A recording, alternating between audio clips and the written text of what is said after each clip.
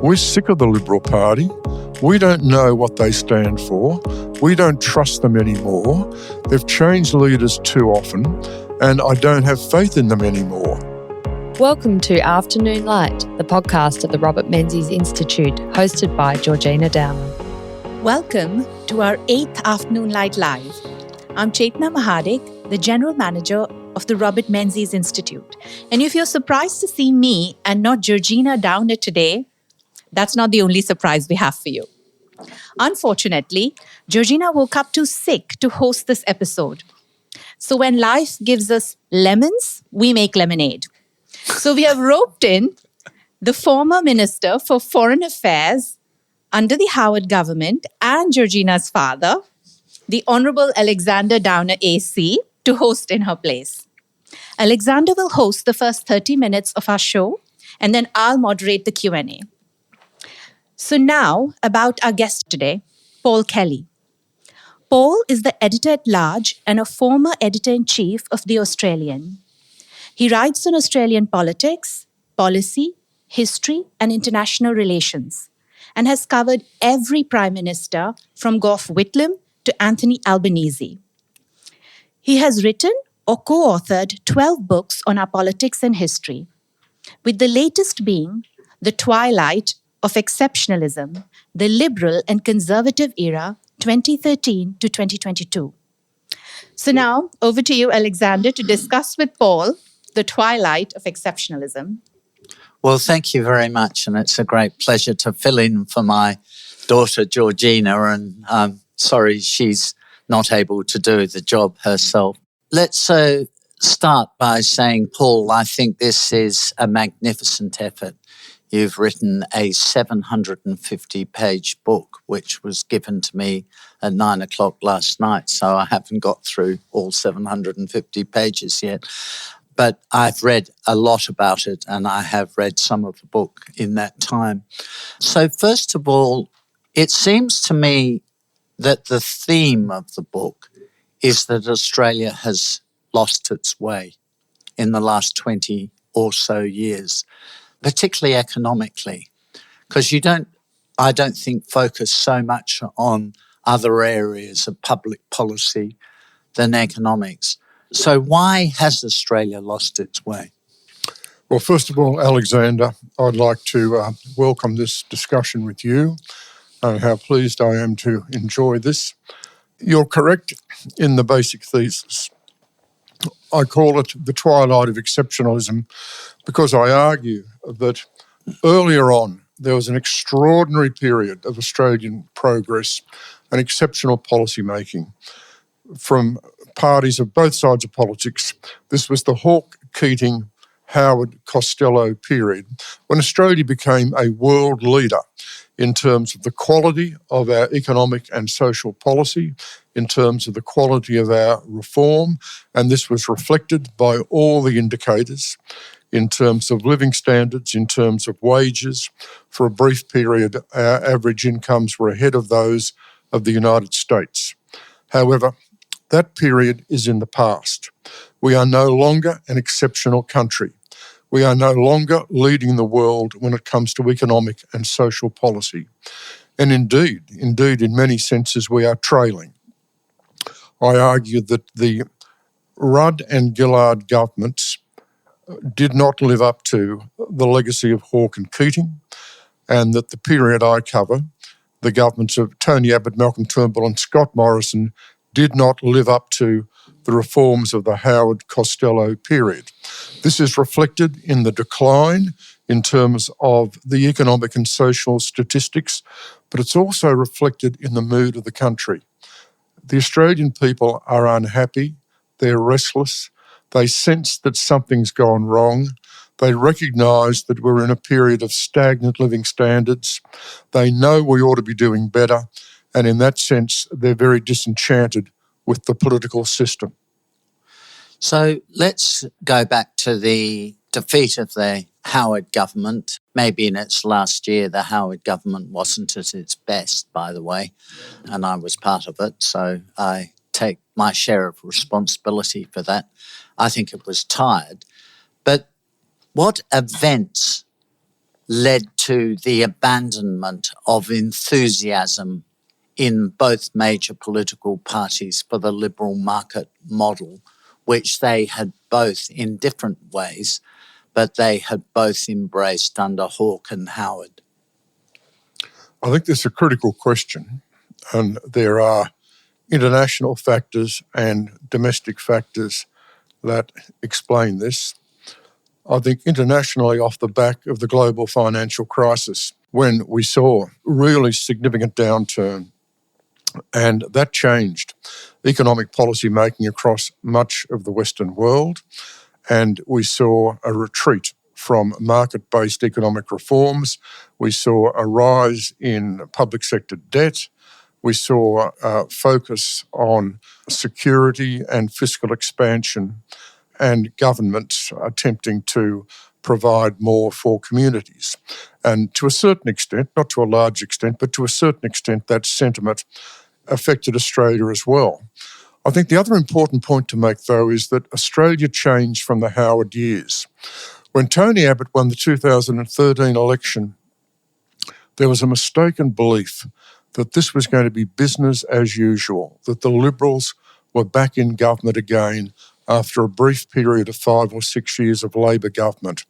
And I think people in that government didn't appreciate that Australia had changed a lot as a country. And this miscalculation was fundamental to that first Abbott-Hockey budget. The people weren't interested in economic reform. They weren't interested in fiscal consolidation.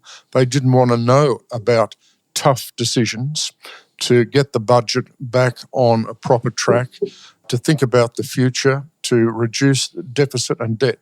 There was no real support for this position in the Australian community. In that sense, I think both Abbott and Hockey miscalculated.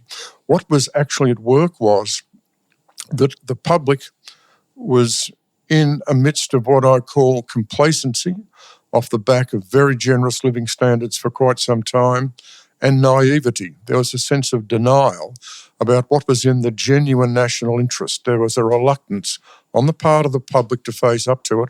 And finally, the government of Tony Abbott and Joe Hockey was not a persuasive government in terms of persuading and encouraging the people to accept a revised economic policy. So I'm not sure whether I am agreeing or disagreeing here, but I would say, having been an MP myself for many years, that the public have never really supported economic rationalism. So during that period when the Hawke government was dismantling tariffs, I thought that was excellent. But my constituents in the electorate of Mayo in the Adelaide Hills, they didn't like it.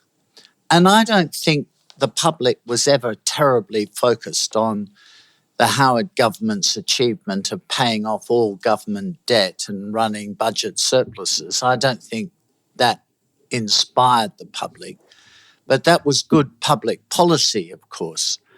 And so the advocacy for economic rationalism, which you saw emerge through the Hawke government and being maintained through the Howard government, that advocacy was abandoned come the global financial crisis. So Rudd talked about brutal capitalism, or I've forgotten what expression he used, it was something like that.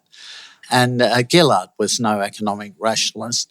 And the Liberals didn't argue strongly for it either.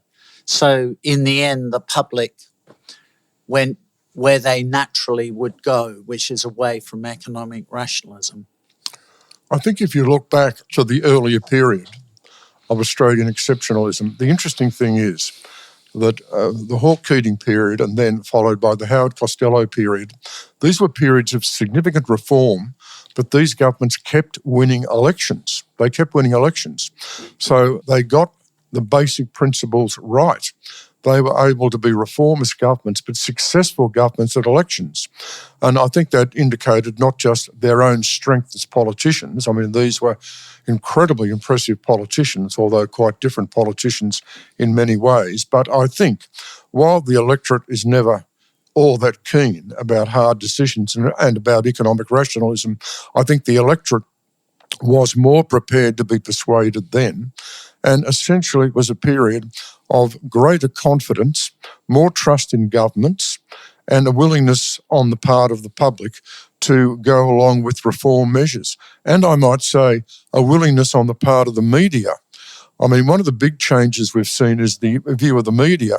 I know the media always criticise politicians, but the point I'd make is a lot of the media were supporting the reform agenda in this earlier period. There's not much sign of the media these days being prepared to support a reform agenda. So there's one particular area of policy which emerged as a major policy issue during the latter part of the Howard government, but became an overwhelming policy preoccupation for the political class, and that was climate policies. So what influence do you think they've had on terminating, well, I think I might use that word, not that you use it, you talk about the twilight, that's optimistic, terminating Australian exceptionalism? Because Australia has really embraced climate policies with more zeal than many other countries. There's no doubt that climate policy and politics has been really fundamental in this most recent period, but it's operated in different ways. At the 2007 election, when Kevin Rudd ran very strongly on climate change as a moral issue, it was a plus for the Labor Party, but not a terribly big plus at that time. Then, in 2013, of course, Tony Abbott put Julia Gillard's carbon tax front and centre of his campaign for Prime Minister. And in that sense, of course, climate policy was a very big plus for Tony Abbott and a negative for the Labor Party at the 2013 election. I think it was also a negative for the Labor Party at the 2016 election, and in particular at the 2019 election, when Bill Shorten, as Labor leader, as opposition leader, declined to spell out the costs of his climate change policy, and Scott Morrison exploited that very effectively. But the big change came at the 2022 election. And in that final term of Scott Morrison's prime ministership, I think there was a real surge in community concern about climate change. Labor tapped into that very effectively. Scott Morrison saw it coming, and that's why he moved to change coalition policy to accept net zero at 2050. That was a very significant change of policy, but it didn't help him at the election because essentially the electorate did not accept the authenticity and the genuine credentials of the Morrison government when it came to action on climate change. And we saw, of course, the Teals emerge at that election, winning these really important blue ribbon seats from the Liberal Party, seats which had defined the Liberal Party in terms of its senior figures, in terms of its finance, in terms of its support. So the climate change issue was a devastating blow for the Liberals at the 2022 election. The Teals are still there, and they'll still be there for some considerable time. So let's get on to the three prime ministers that you write about.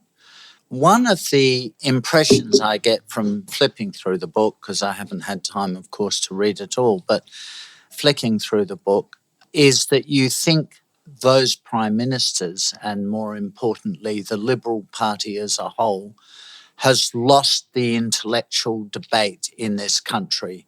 I mean, I think in your book you argue that through the Menzies years, Menzies and the Liberal Party dominated the national agenda. They defined the national zeitgeist, as we might say nowadays. Whereas through the post-Howard era, you argue, I think, that the left, the centre left and the left, basically took control of the national agenda, and that those three prime ministers didn't challenge that. I mean, I suppose Abbott did to some extent, but didn't challenge that sufficiently, and the Liberal Party kind of lost control of the national agenda. I think that's a very good summary of one of the central arguments of the book. Essentially what I say is in this period, 2013 to 22, was extraordinary. There were 3 Liberal prime ministers. They were completely different people. They were temperamentally different. They were different in terms of personality and character. They were even different in terms of their view of the Liberal Party and their view of Australian priorities. We had, first of all, Tony Abbott, who was clearly the most significant conservative Liberal leader the party had had. After him, we had Malcolm Turnbull, who was obviously the most progressive leader the Liberal Party had ever had. And then finally, we had Scott Morrison, the most pragmatic the Liberal Party. Well, what I've called him is a transactional centrist. So Morrison was very conspicuous, just to take up your point, Alexander, in not seeing himself as part of the conservative faction or moderate faction, and not seeing himself as part of the progressive wing, but essentially operating as a transactionalist in the centre. Now, the point to make about these 3 prime ministers is that the party wasn't just divided in terms of personalities and leaders, it was divided over policy and philosophy. And this was inevitable given the change of leaders and given the different approach of each leader. And so consequently, by 2022, most of the electorate said, well, we're sick of the Liberal Party. We don't know what they stand for. We don't trust them anymore. They've changed leaders too often, and I don't have faith in them anymore. And I think that's really a bedrock judgment made by the Australian people reflected at that final election. Now, I think it's also true, as you highlight, and one of the arguments I make is that while the Liberals were in government during this period, they tended to lose the battle of ideas to the left. Now, if we just look at a series of issues here, a lot of this is the Abbott Hockey period, which is very important because it's the first period. Abbott and Hockey failed to make the argument and failed to carry the argument about the need for fiscal consolidation in their first budget. Labor opposed that first budget and Labor won the battle of ideas over economic policy in that first budget. Tony Abbott lost the battle over free speech when it came to 18C. He lost his battle as a conservative on a number of issues such as same-sex marriage, his view of the monarchy, in particular knighthoods. So I think his limited ability to translate his conservative beliefs into practical policies was very important. If we take Malcolm Turnbull, there were 2 overarching policies that Turnbull failed to get up. The National Energy Guarantee as his main climate change policy, and then his corporate tax cut for the major companies.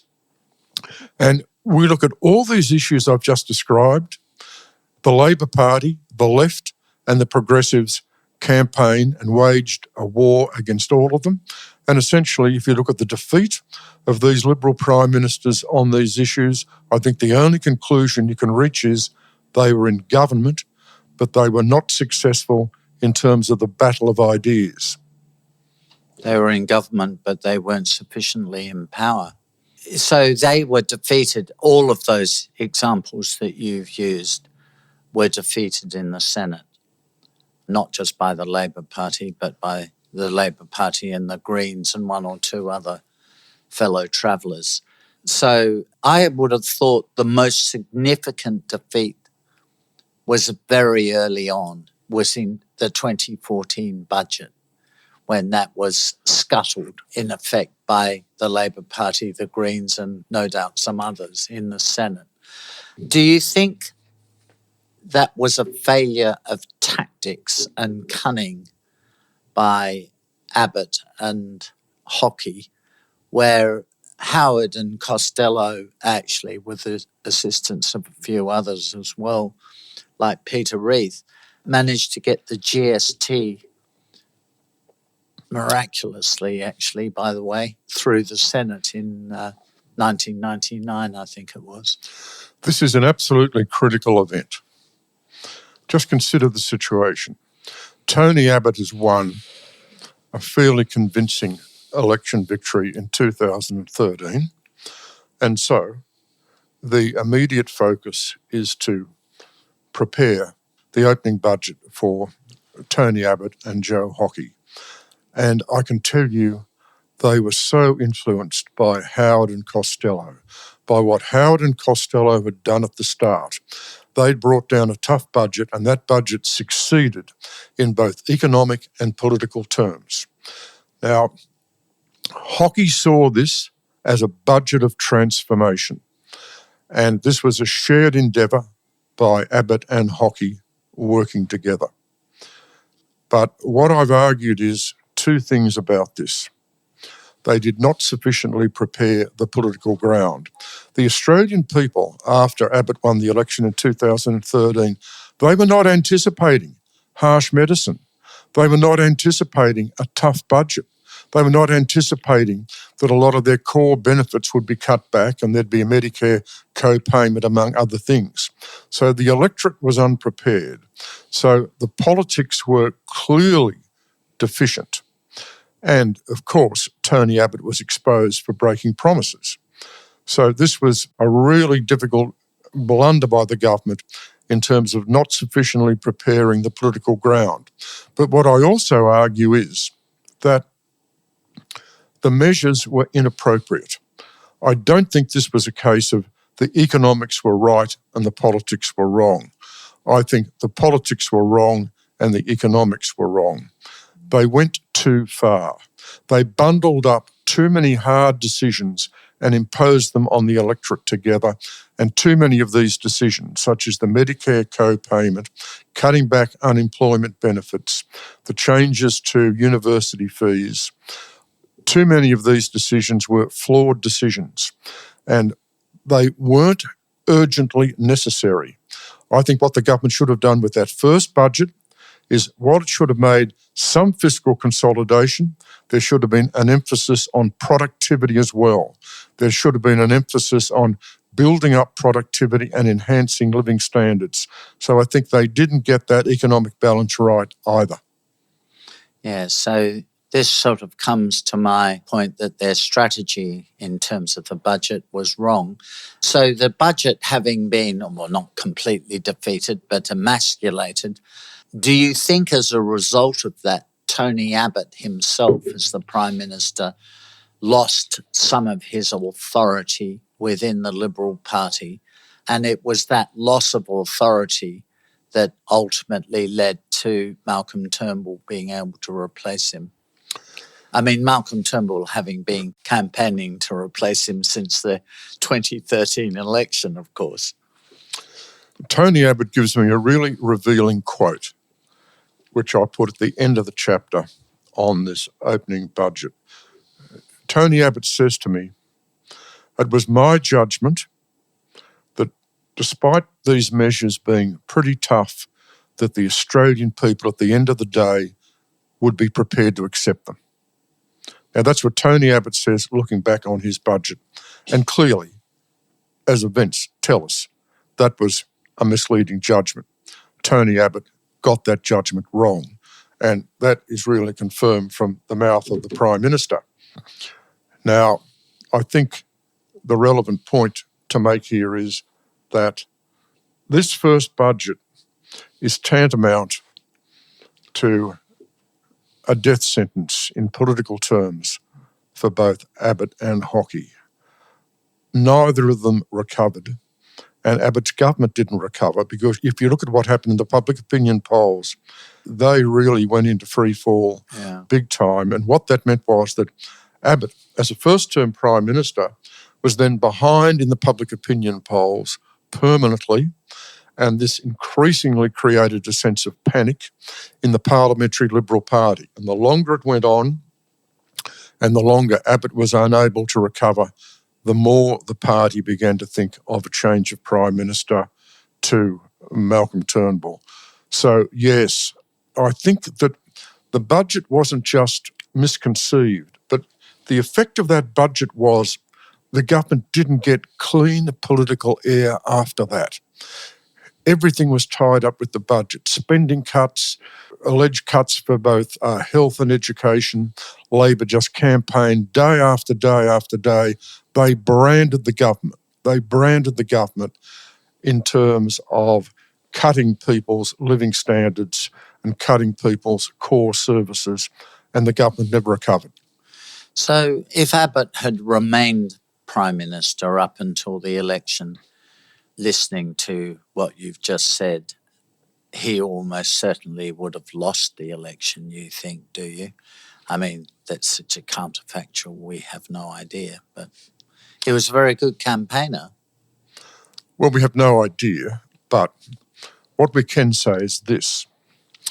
We can say that the Liberal Parliamentary Party, after just 2 years, lost its confidence in its Prime Minister, despite his very significant parliamentary majority. Now, this is an extraordinary situation, just extraordinary. And it indicates, despite Tony Abbott's merits as a leader, that he was guilty of very significant miscalculations to get to that stage where a majority of the parliamentary party lost confidence in him and were prepared to change the Prime Minister. And the reason they were prepared to change the Prime Minister was nothing to do with ideology. It was about survival. It was about re-election. There was just one issue, and that was the party felt that it had a better chance of being re-elected under Turnbull than Abbott. So Tony Abbott has got to accept responsibility for what happened. I don't think there's any getting around that. It's interesting that when I spoke to John Howard about this, on the record, he said that he thinks that one of Tony Abbott's mistakes was he didn't spend enough time with the colleagues. He didn't spend enough time consulting the colleagues and cultivating the colleagues. And of course, John Howard understood this so well, having lost the leadership of the Liberal Party once. When he came back as leader, all through that Prime Ministership, as you're only too well aware, Howard was very, very astute to cultivate the colleagues. Yeah, I mean, it's a must if you're the leader of the party. There are other people who've never become the leader of the party because of the way they treated their colleagues. That's another story. So Malcolm Turnbull becomes the Prime Minister. He doesn't last very long either. Scrapes back in with a majority of one in the 2016 election. But after that is really loses his authority. How would you judge him as a Prime Minister? The Turnbull Prime Ministership offered so much. The expectations about Malcolm Turnbull when he got the job were just ludicrously high. There was no way Turnbull could have met all those expectations surrounding him.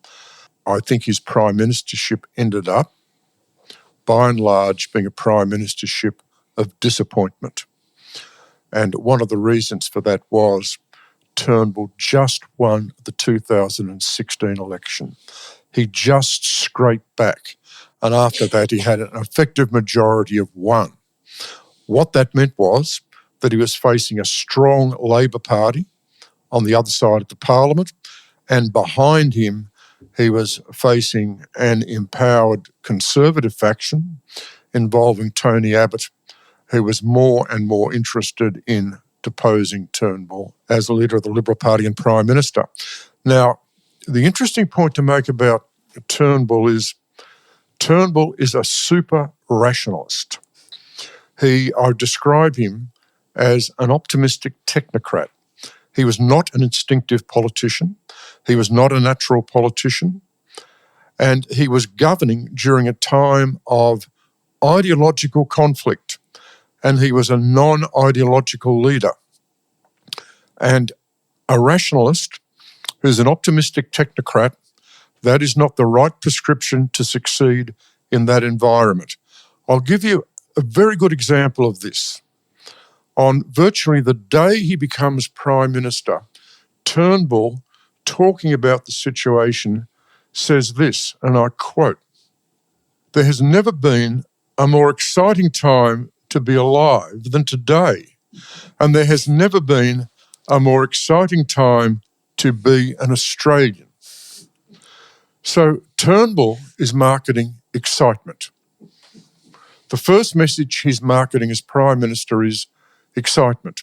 Now, I understand Malcolm Turnbull being excited about the fact that he's just become Prime Minister. But if you're talking to the voters and the battlers in the western suburbs, and your message to them is, this is the most exciting time for any Australian to ever be alive, how do you think that's going to go down? And as I say, the point about that statement is, that is a statement which tells us about Malcolm Turnbull. That's Turnbull talking about himself. He's not talking about the Australian people. And I think this is one of the mistakes that Turnbull makes. Turnbull is really obsessed about the idea that his background in business and finance gives him an advantage as Prime Minister over those other people who've just been professional politicians. And in that sense, I think he misread the whole situation, because he wasn't an instinctive politician and he lacked political judgment. Beware professional politicians. They're very good at politics. As Anthony Albanese has demonstrated, very much a professional politician. That's all he is, but he's very good at politics. We haven't got a lot of time left, but very quickly, Turnbull came to an end. Morrison took over. I think you identify a couple of things that Morrison did well. One of them was AUKUS, and another was the management of the COVID issue, though that was perilously difficult politically because of the federation and dealing with Labor states, even Liberal states actually, dealing with the states was a very difficult thing for the federal government to do. But overall, I think the Morrison government would argue, those people would still argue, they did a reasonable job and they kept a lot of people alive who might have otherwise died. But he ran into trouble as well. And for me, I'm not sure whether this comes out in the book because I haven't read that part of the book. But for me, it was the handling of the Brittany Higgins case and the Colgate case, the woman who was the CEO of Australia Post and the watches and so on, and then other gender-related issues, which was very clumsily handled, very damaging to him, and I think more broadly damaging to the Liberal Party with women, particularly younger women. I think Scott Morrison was a very savvy and competent policy Prime Minister. He was a Conservative whose guiding lights were faith, family and country. I think he was the most significant of the three Prime Ministers, essentially because of his response to the major challenges that he faced as Prime Minister. But Morrison was an old-fashioned Australian Conservative. He, if you like, was very good at doing the sort of thing that blokes used to do. I called him the motor mechanic as a politician, who'd lift up the bonnet of the car and fix the engine. Morrison was obsessed about fixing issues. He wasn't too good on empathy, and he governed at a time when we saw the feminisation of Australian politics, and he had a lot of trouble coming to grips with that. And particular, I think the two cases you outlined, Christine Holgate and Brittany Higgins, there's a lot to say about them, but clearly Morrison, while he was unfairly treated in the case of Brittany Higgins, was not able to manage those issues effectively. However, if we look at the substance of his policy approach as Prime Minister, we'd make these points. First of all, he won the 2019 election, which gave the government a third term, and I argue strongly in the book and some people will dispute this, that only Morrison could have won the 2019 election. I don't believe either Peter Dutton or Malcolm Turnbull would have won it, and therefore making Morrison Prime Minister in 2018 proved to be, while it was an accident at the time, proved to be a masterstroke. The government got its third term. Morrison as Prime Minister then was defined by the three great external challenges that he faced. China's ruthless campaign of trade coercion against Australia, which was designed to break the will of the Australian government, break the will of the Prime Minister, and force Morrison into a lot of strategic and political concessions to China. He won that contest with China, and he internationalised China's campaign against Australia, which led ultimately, of course, to the AUKUS agreement with the United States. And it did China's reputation internationally a lot of harm. It did. It did a lot of harm. It was a diplomatic catastrophe for China that they underestimated the Morrison government's, Morrison in particular's, resilience. I think this is exactly correct. And I know from talking to Morrison at the time, he saw the Chinese campaign against Australia, not just in political terms, not just a campaign against him as Prime Minister, but in personal terms. He understood the Chinese were trying to break him personally in order to break Australia. And that's why he was determined that they wouldn't prevail. Then the other two challenges, of course, were off the back of COVID. There was the economic challenge with the downturn at home, the downturn globally. And we saw with Scott Morrison and Josh Frydenberg, I think, a highly effective domestic economic policy response. The magnitude of their response was enormous. The rapidity of their decision-making was very quick. I give them very high marks for their economic response, and I disagree with a lot of the right wing these days who attack them and saying they spent too much. In that situation, you've got to spend too much rather than spend too little. Then, of course, we had the health response, not quite as successful, but nonetheless pretty successful compared to other nations. And we saw Scott Morrison, Greg Hunt, and Josh Frydenberg replying in terms of the health response. Now, the Labor premiers, of course, seeing health is a state-based issue, the Labor premiers became very important here. They waged a much tougher form of lockdown than Morrison was prepared to accept. At the end of the day, Australia did well. I give Morrison marks, despite the delayed vaccine rollout. But certainly, Morrison lost the politics of the pandemic. The Labor premiers won the politics of the pandemic, and Scott Morrison lost it. I think it's time that we moved to our audience questions. Thank you, Alexander, so much. I think our first question is from Dr. Peter Collins. Australia is undergoing a splintering of the centre-right, just as UK is with reform, being an insurgent force like One Nation. Yet the Conservative Party, under the leadership of Kemi Badenoch, seems much better placed electorally and policy-wise than the Liberals and Nationals here. What do you make of that? What are the lessons for the centre-right in Australia?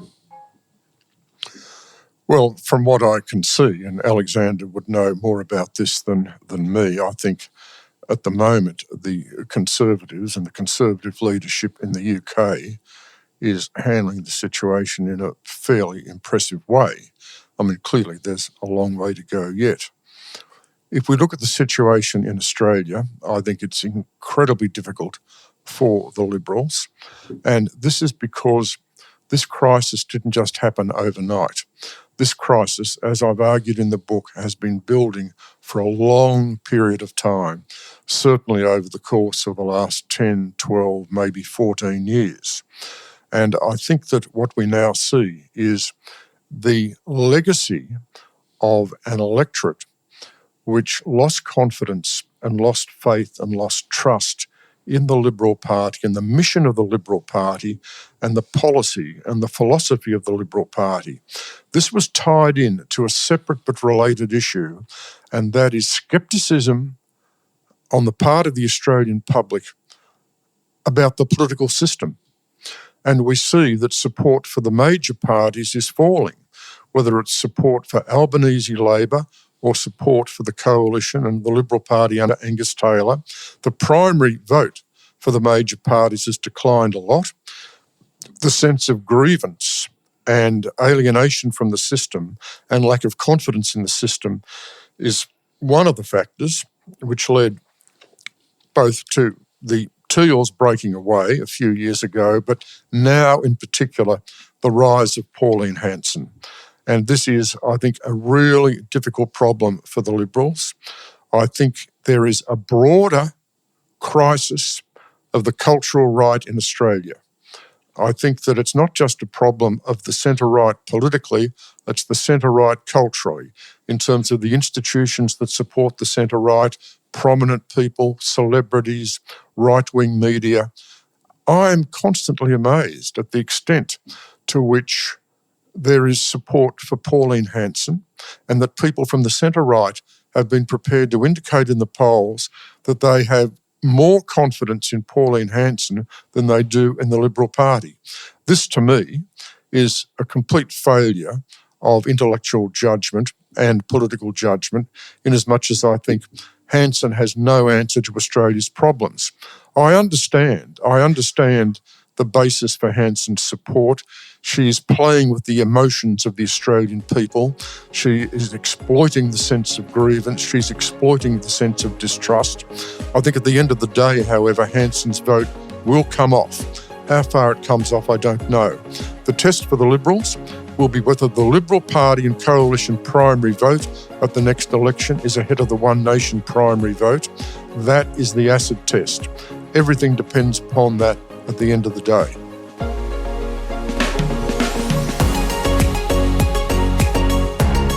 History matters because ideas matter. Thank you for listening to Afternoon Light, the podcast of the Robert Menzies Institute. To follow more of our work, subscribe to the podcast and visit robertmenziesinstitute.org.au. I'm Georgina Downer. Until next time.